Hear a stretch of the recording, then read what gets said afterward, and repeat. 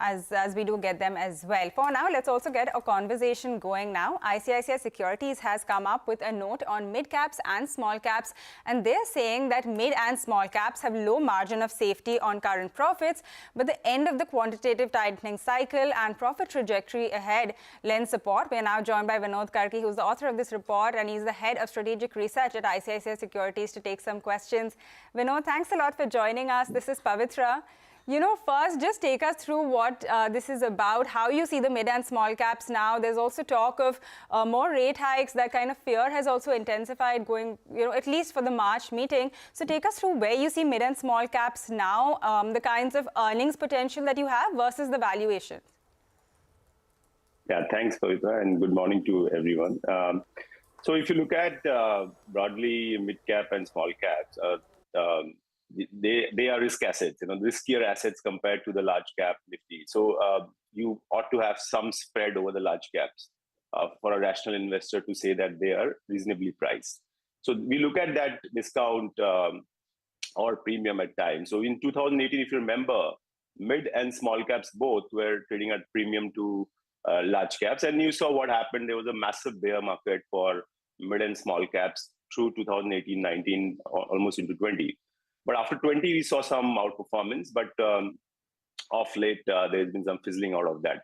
So if you look at the current picture, the mid caps, their discount is very marginal. Doesn't give you that comfort of large discounts over large cap. But nevertheless, there's a discount. You have to remember them that in high optimism zone, they're actually traded at premium to large caps.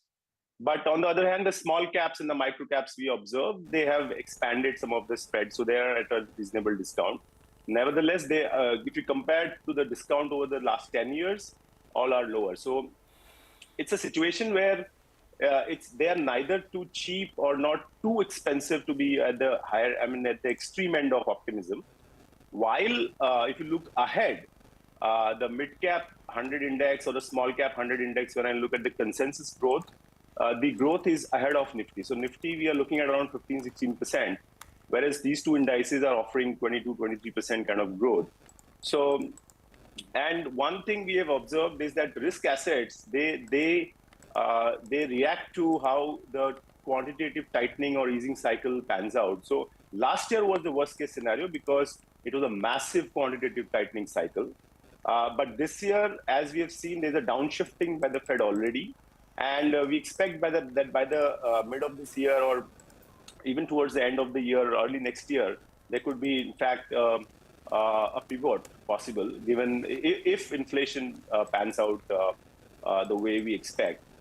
So that will play out for these companies' valuations. So growth being higher than the benchmark large cap indices, and the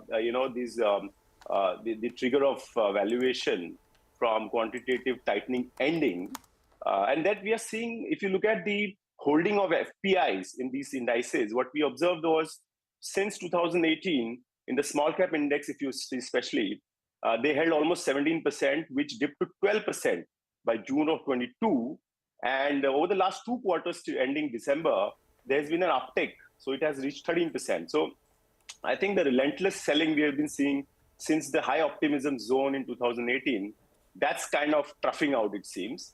And if the quantitative tightening cycle ends and growth disappointment is not there, I think they will hold their ground, it seems. Vinod, the point about valuations, where they currently stack, the earnings expectations, all that is taken. One fear in the market now is that there is a possibility that earnings downgrades will pick up. We already saw that in Q3. Do you see that risk? And where is the maximum risk of earnings downgrade in Q4 and Q1 of next year? Yeah, so see, that's the key thing. So if you look at index-wise, we did that analysis for Q3. Overall, it seems a little mixed picture. But if you look at just the Nifty 50, for example, the beats were much more than the misses. But within the same large cap, which the next 50 constitutes, there was a massive, the disappointments or the misses were much more than the beats. And when I look at the mid and small cap index, it was kind of evenly balanced. There were equal number of beats and inline results, and misses were similar, so nothing to take home, basically.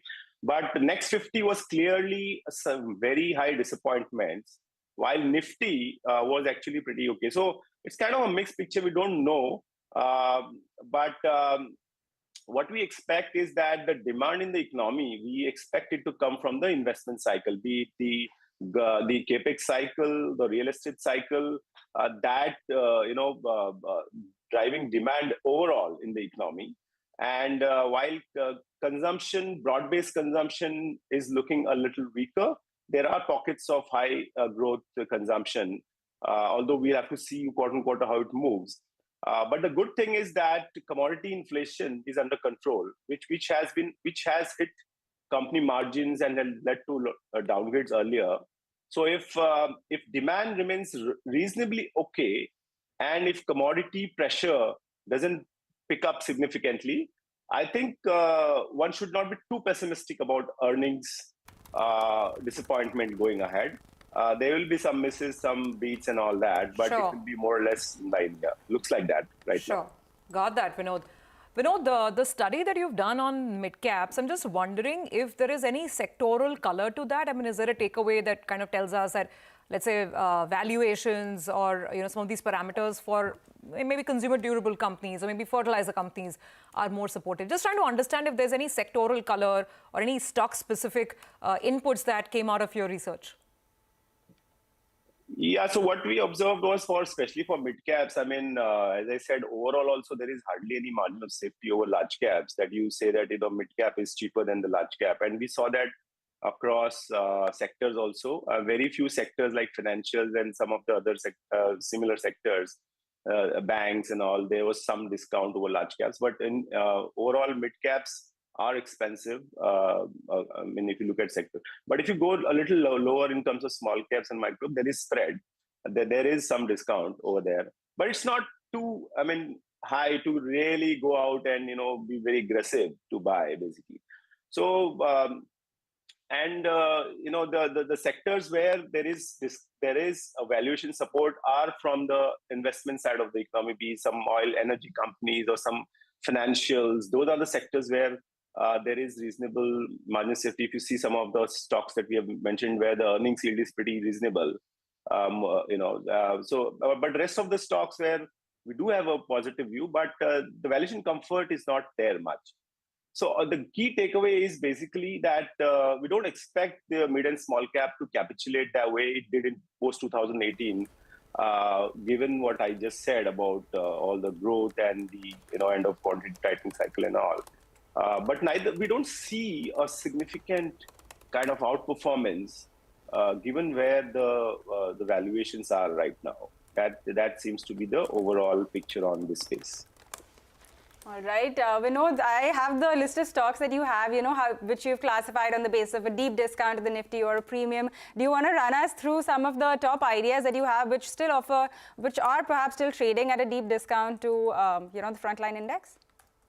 Yeah, so see, I won't go into stocks and all, but what I'm trying to say is that if you look at, the deep discount where the earnings yield is more than the bond yield, if you look at these companies, these are largely from the capital intensive sectors, be it banks, financials, and some of these energy companies, and where the capital intensity is high. And where we continue to like, and we have a buy rating, but we don't have the valuation comfort over there. I mean, they are as expensive as the large caps. The rest, I mean, if you see the bottom, this one, where obviously the asset light kind of companies, the so-called quality companies, they fall in play in that. But so that's the thing. Basically, we have stocks which are from deep discount to premium, but they are there for their own reasons, basically. But these are the buy companies that we have from our mid and small cap coverage that we cover. Thank you very much, Vinod, for joining in. I need to slip into a very short break. We'll come back and focus on the markets. There has been above normal weather in most parts of India. We'll get you a check on what the IMD is saying with Manisha Gupta on the other side.